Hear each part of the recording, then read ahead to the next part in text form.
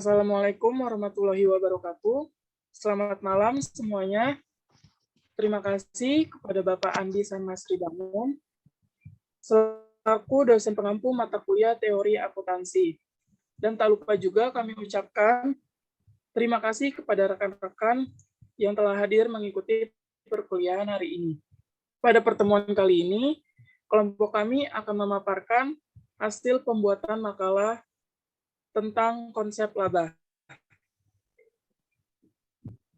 Kami perwakilan dari kelas 63 4C07 dari kelompok 4 yang beranggotakan Supriyadi dengan NIM 63200218, Anissa Nurjahabia dengan NIM 63200274, Nabila Riyadatul Aisy dengan NIM 63200180, Restina dengan NIM 63200242, dan Yeni dengan NIM 63200221.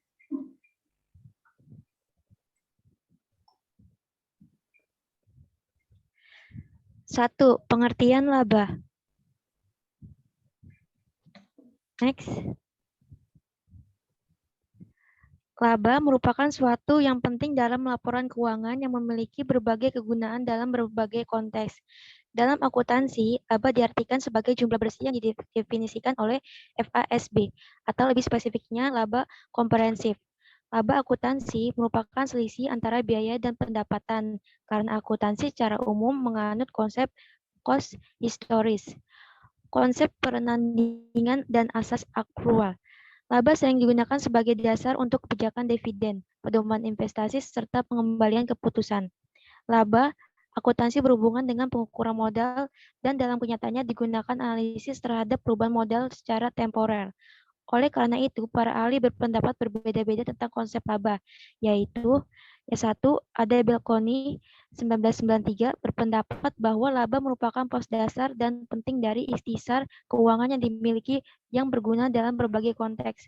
Pada umumnya, laba dipandang sebagai determinan kebijakan pembayaran dividen, pedoman investasi, dan pengembalian keputusan. Yang kedua, ada Komite in Teknologi Sofyan Shafri 2004 berpendapat bahwa laba sebagai jumlah yang berasal dari pengurangan kerugian dari penghasilan dan pengurangan harga pokok. Next. Yang kedua, ada karakteristik laba. Next. Dari berbagai definisi yang telah dijelaskan, dapat disimpulkan secara konseptual, laba memiliki karakteristik umum sebagai berikut. Yang satu, kenaikan kemakmuran yang dimiliki oleh dikuasai secara entitas. Yang kedua, perubahan terjadi dalam suatu periode sehingga harus diidentifikasi kondisi kemakmuran awal dan kemakmuran akhir. Yang ketiga, perubahan dapat dinikmati, didistribusi, atau ditarik oleh entitas yang menguasai kemakmuran, asalkan kemakmuran awal dipertahankan. Kemakmuran dapat berupa aset bersih perusahaan, modal pemegang saham, kekayaan, investasi, sumber daya ekonomi, atau apapun yang dapat dinilai dengan uang. Next. Yang ketiga, ada tujuan pelaporan laba. Next.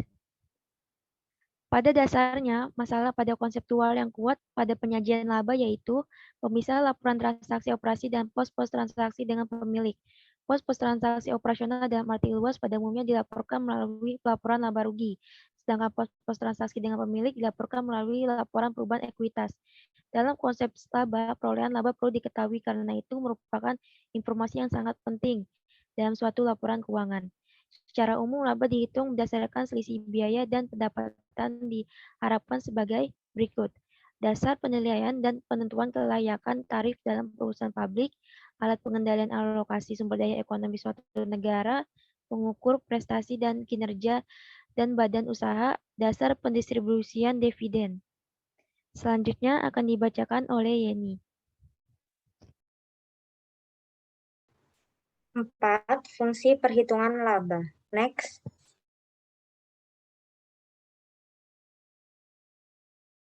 1. Indikator efisiensi penggunaan modal atau biaya. 2. Pengukur prestasi atau kinerja manajemen.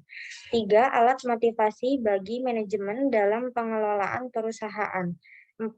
Dasar penentuan besarnya pengenaan pajak. 5. Dasar penghitungan dividen. 6. Dasar pembagian kompensasi dan bonus. 7. Pedoman dalam menentukan kebijakan dan pengambilan keputusan. 8. Dasar peramalan kondisi perusahaan di masa yang akan datang. Next. Yang kelima, jenis-jenis laba. Next. Jenis laba yang pertama yaitu value added. Penerima informasi laba adalah karyawan, pemilik, kreditur, dan pemerintah. Perhitungan labanya harga jual dikurangi kos yang dikeluarkan. Lalu yang kedua, enterprise net income. Penerima informasi laba yaitu pemegang saham, pemegang obligasi, dan pemerintah. Dan untuk perhitungan labanya, revenue dikurangin expense, ditambah gains loss, tidak termasuk biaya bunga, pajak, penghasilan, dan pembagian dividen. Yang ketiga, jenis laba net income to investor. Penerima informasi laba yaitu pemegang saham dan pemegang obligasi. Untuk perhitungan laba seperti butir 2 namun termasuk pajak penghasilan. Yang keempat, jenis laba net income to shareholders. Penerima informasi laba adalah pemegang saham, preferred stock, dan common stock. Perhitungan labanya seperti butir 3 namun setelah dikurangi bunga obligasi. Jenis laba yang kelima, net income to residual shareholders. Penerima informasi laba yaitu pemegang saham common stock, dan untuk perhitungan laba seperti butir 4 namun setelah dikurangi dividen preferred stock. Next. 6. Polemik tentang laba.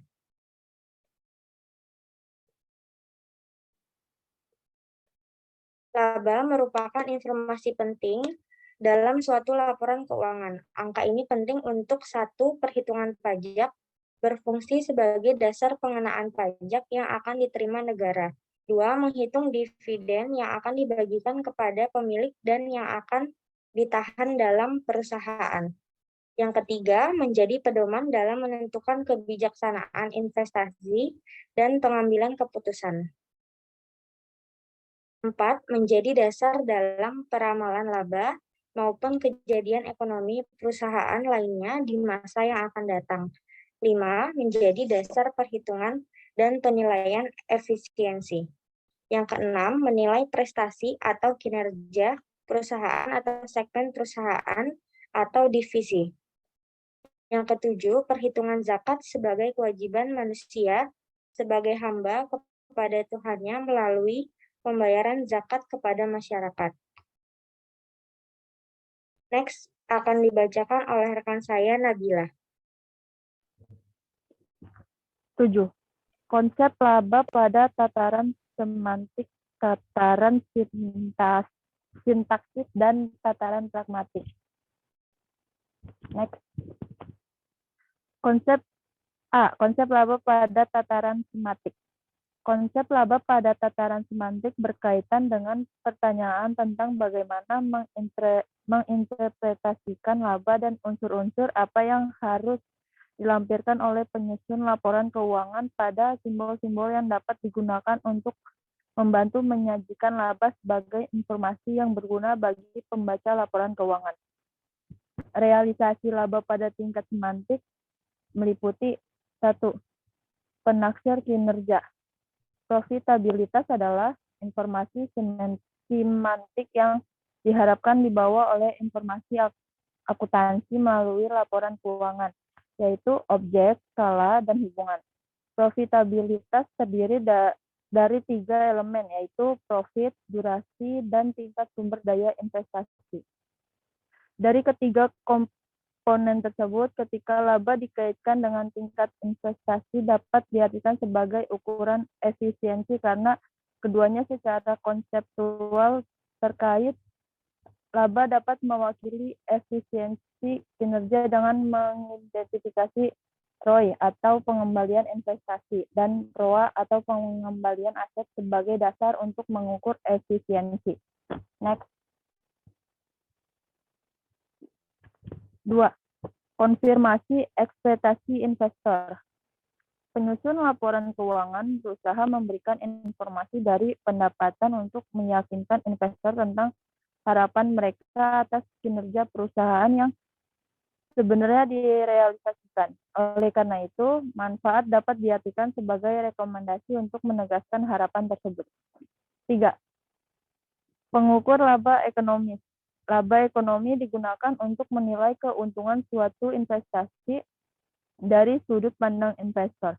Laba akuntansi adalah laba yang secara objektif dan andal menyajikan informasi dari perspektif penyusun akuntansi atau badan usaha.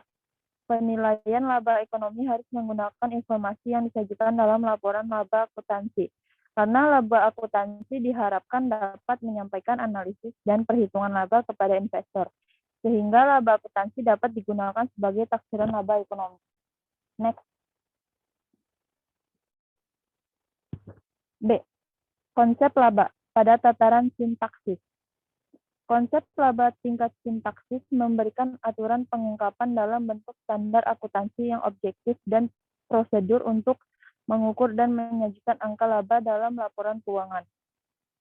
Pada tataran sintaksis, teori tersebut menekan bahwa pengertian laba adalah selisih antara pengukuran dan perbandingan pendapatan dan biaya. Metode sintaks yaitu metode transaksi dan metode aktivitas. 1. Pendekatan transaksional atau cash basis. Dalam pendekatan transaksional, pengukuran laba melibatkan penilaian aset dan kewajiban pada saat pencatatan transaksi, baik internal maupun eksternal. Transaksi internal timbul dari penggunaan atau transformasi aset dalam suatu perusahaan, sedangkan transaksi eksternal timbul dari melakukan bisnis dengan dunia luar pemindahan aset atau kewajiban ke atau dari perusahaan. 2. Aktivitas hukum atau accrual basis collection. Di dalam perusahaan bukan sebagai akibat dari suatu transaksi. 3. Metode titik impas dalam titik impas. Laba adalah hasil pengukuran modal pada dua titik waktu yang berbeda. Next.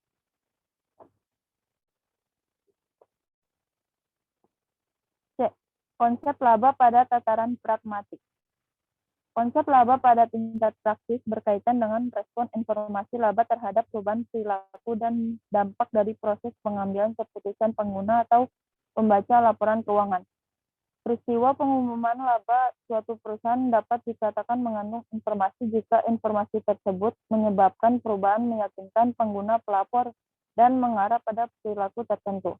Informasi laba dapat dikatakan bermanfaat jika tindakan tersebut dapat dianggap sebagai reaksi terhadap suatu peristiwa pengumuman laba. Next. Selanjutnya akan dilanjutkan oleh rekan saya, Restina. Baik, terima kasih. Yang selanjutnya, poin ke-8, yaitu ada laba dalam akuntansi syariah. Next.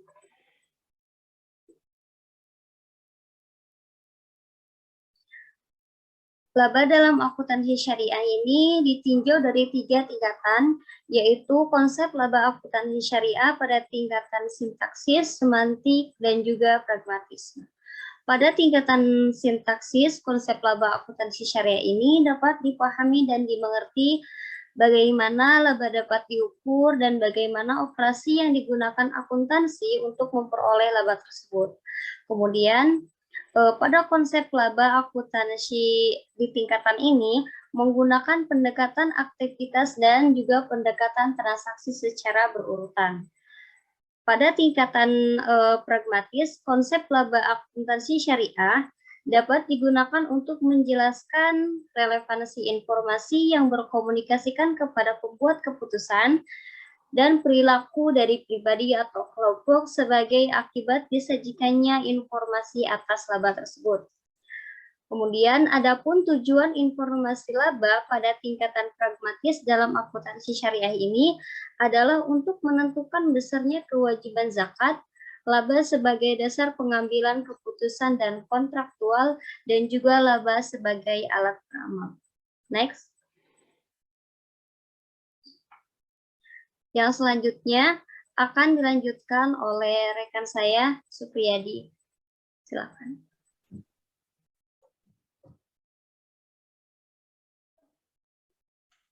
Selanjutnya, saya akan menjelaskan tentang konsep laba ekonomi, dan nanti laba akuntansi akan dijelaskan kembali oleh Restina. Konsep laba ekonomi. Laba dari sisi ekonomi didefinisikan sebagai peningkatan kekayaan seorang investor dari hasil penanaman modalnya, setelah dikurangi seluruh biaya yang berhubungan dengan penanaman modal tersebut. 1. Definisi laba ekonomi. Menurut Fisher tahun 1912 mendefinisikan laba ekonomi sebagai deretan peristiwa yang dihubungkan dengan berbagai tahapan berbeda, yaitu penikmatan laba psikis, laba nyata, dan laba uang. Yang kedua, Lindahl menjelaskan memiliki pandangan berbeda dengan mengaitkan konsep laba ekonomi dan bunga, lalu dihubungkan dengan peningkatan barang modal selama waktu tertentu. Sedangkan Hicks mengembangkan kedua konsep di atas dengan mendefinisikan laba ekonomi sebagai jumlah maksimum yang dikonsumsi selama suatu periode dan pada akhir periode masih memiliki kekayaan yang sama seperti awal periode. Yang kedua, sifat laba ekonomi. Sifat laba ekonomi terdiri dari cycle income, real income, dan money income. Yang ketiga, konsep laba ekonomi. Yang pertama dalam ukuran uang, money maintenance general purchasing power money maintenance. Yang kedua dalam ukuran tenaga beli umum, productive capacity maintenance general purchasing power, productive capacity maintenance. Selanjutnya, konsep laba akuntansi akan dijelaskan kembali oleh Restina. Baik, terima kasih. Untuk yang selanjutnya di sini ada konsep laba akuntansi. Nah, dari sisi akuntansi didefinisikan sebagai selisih antara harga penjualan dan juga biaya produksi. 1. Ada definisi laba akuntansi. Laba akuntansi merupakan perbedaan antara realisasi penghasilan yang berasal dari transaksi perusahaan pada periode tertentu yang dikurangi dengan biaya yang dikeluarkan untuk mendapatkan penghasilan tersebut. Menurut Delacroix, laba akuntansi secara operasional dapat didefinisikan sebagai perbedaan antara pendapatan realisasi yang timbul dari transaksi periode tersebut dan juga biaya historis yang sepadan dengannya. Next.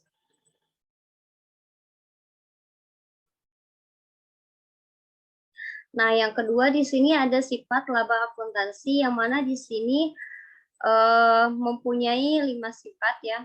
Yang pertama, laba akuntansi didasarkan pada transaksi yang benar-benar terjadi, artinya yaitu transaksi yang timbul pada pendapatan dan juga biaya yang mendapatkan pendapatan tertentu.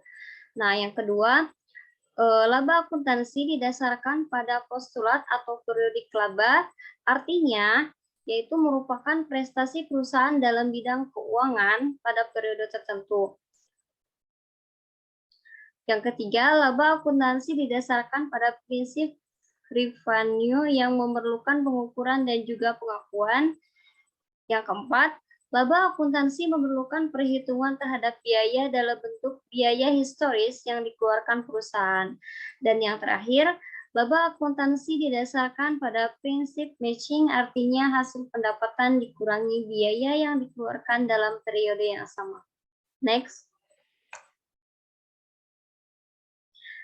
Yang ketiga ada laba akuntansi.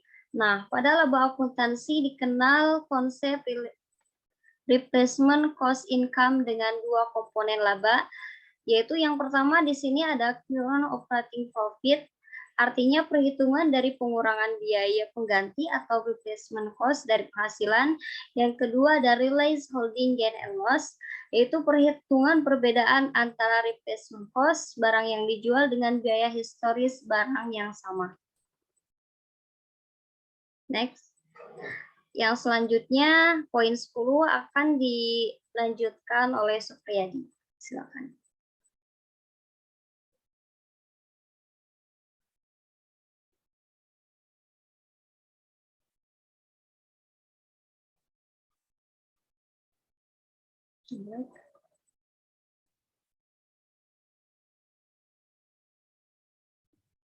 Di sini kita akan tahu aspek pembedanya antara laba akuntansi dengan laba ekonomi. Dari aspek pembeda yang pertama yaitu sudut pandang pemaknaan. Di laba akuntansi yaitu perekayasaan akuntansi, penyusunan standar, dan penyusunan statement keuangan. Pada laba ekonomi yaitu pemegang saham. Yang kedua, aspek pembedanya adalah dasar pengukurannya. Pada laba akuntansi yaitu di biaya historis. Yang selanjutnya yang laba ekonomi, yaitu aspek pembeda dasar pengukurannya yaitu biaya kesempatan dan nilai pasar. Lalu aspek pembeda yang ketiga yaitu pengertian ekonomi. Pada laba akuntansi yaitu pengertian ekonomiknya kelayakan jangka panjang. Lalu pada laba ekonomi pengertian ekonomiknya yaitu penilaian jangka pendek. Selanjutnya aspek pembedanya adalah makna depresiasi. Pada laba akuntansi yaitu alokasi biaya, dan pada laba ekonomi yaitu penurunan nilai ekonomis. Lalu aspek selanjutnya adalah nilai pengukur. Pada laba akuntansi yaitu nominal rupiah, dan pada laba ekonomi yaitu daya beli. Dan yang terakhir di aspek pembedanya yaitu konsep dasar yang melandasi. Pada laba akuntansi yaitu kontinuitas usaha atau asas aktual, dan pada laba ekonomi yaitu likuidasi atau nilai tunai.